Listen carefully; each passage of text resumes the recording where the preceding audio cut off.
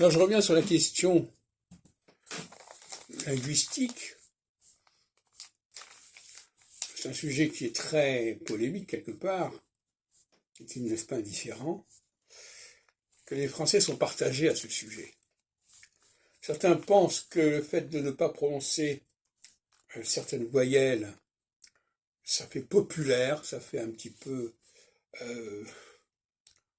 un culte, et au contraire d'autres qui pensent que la langue française est une langue sophistiquée, qui justement se distingue des autres langues par cette capacité à marier les voyelles à sa façon, les sons vocaliques à sa façon, marier les sons consonantiques à sa façon.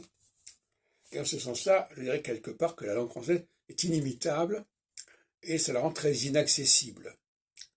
Je crois que la plupart des gens qui apprennent le français ne l'apprennent pas correctement et ne le parlent pas correctement. Ils le parlent correctement de leur point de vue, mais c'est une erreur de leur part. Ils se réfèrent à l'écrit et ils croient que l'écrit leur donne la clé du français. Or, c'est absolument faux. Ce qui fait la richesse du français, justement, c'est sa capacité à dépasser toutes ces considérations subalternes. Et j'ai sélectionné comme ça un certain nombre de formules assez frappantes en français. Par exemple, si j'écris par exemple, on ne te retient pas, en réalité ça se prononce on ne te retient pas. Si j'écris puisque je te le dis, c'est puisque je te le dis.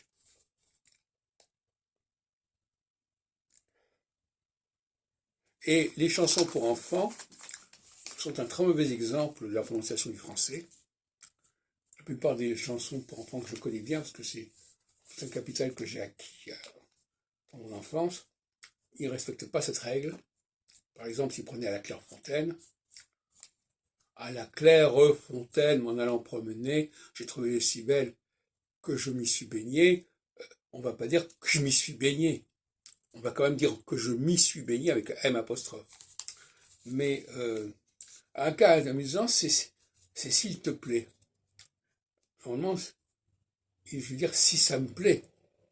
Mais la plupart des gens ne vont pas dire s'il te plaît. Ça c'est pas, ça passe pas. Il y a très peu de gens qui vont dire s'il te plaît. Ils vont dire s'il te plaît, et là, ils vont pas respecter la règle. Par contre, si ça t'amuse, bon, très bien. Qu'est-ce que j'ai trouvé encore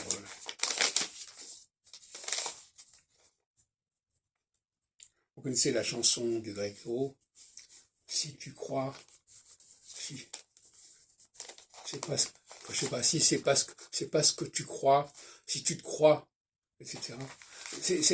Moi, ce qui m'enchante, c'est d'entendre les gens, les vrais francophones parler cette langue comme ça, espiègle, très, très vivace, avec à la fois ce mariage des consonnes qu'on apprend très jeune et que les étrangers ne connaissent pas. Les gens étrangers s'imaginent que la langue française est très simple, voilà.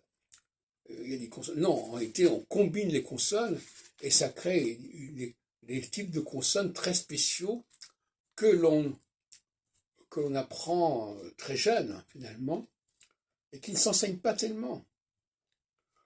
Et inversement, pour les voyelles, alors c'est encore pire. La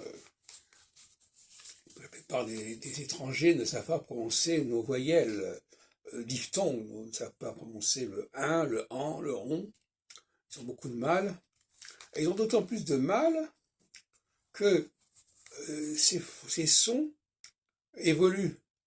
On va dire le violon, mais on va dire le violoniste. On va dire le savon, on va dire savonner.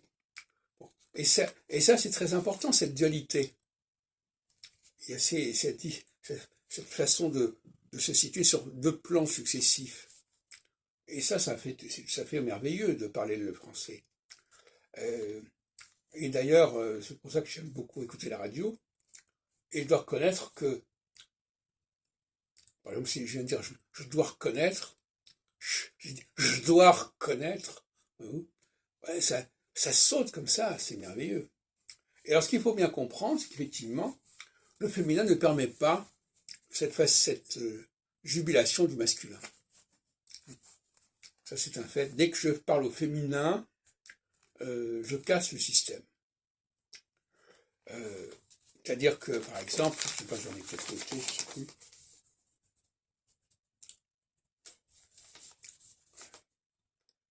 Par exemple, je veux dire, je la vois,